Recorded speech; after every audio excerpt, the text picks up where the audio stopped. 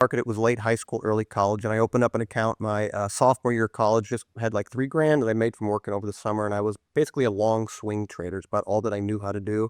Slowly lost that money. Junior year in college, did the same thing. Had about $3,000 from working over the summer. Slowly lost that money swing trading. And during this time, I was doing a lot of technical analysis, just studying charts, studying patterns, studying charts, studying patterns, looking at the big winners, trying to decipher what will be the next big winner.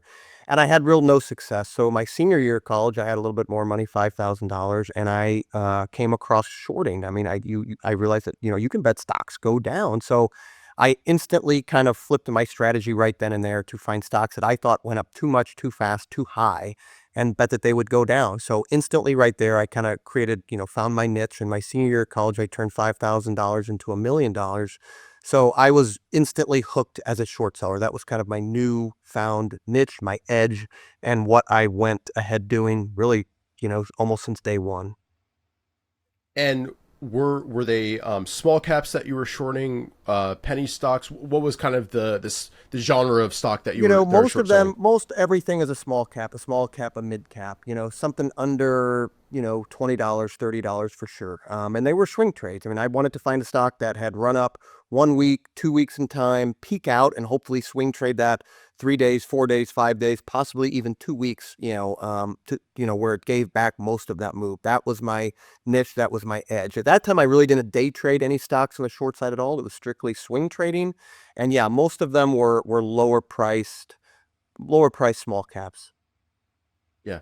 And during that time, obviously you had your ups and downs Right.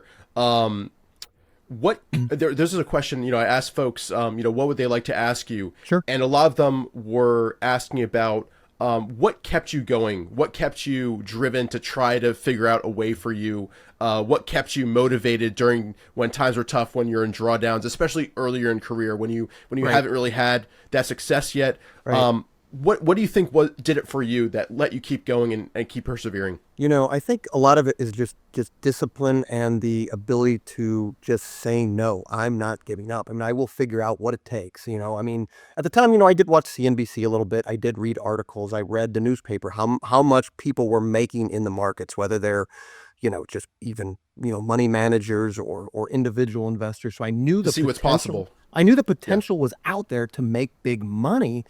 And not being disrespectful to any of those people, I thought, these guys are not smarter than me. I mean, at the end of the day, this can be figured out. So, I looked at it as two ways. I can either sit and figure it out, and I put in a lot of time. I mean, I'm not going to lie. I put in, 8, 10, 12 hours a day, 6 days a week, year after year after year. But I knew it's either that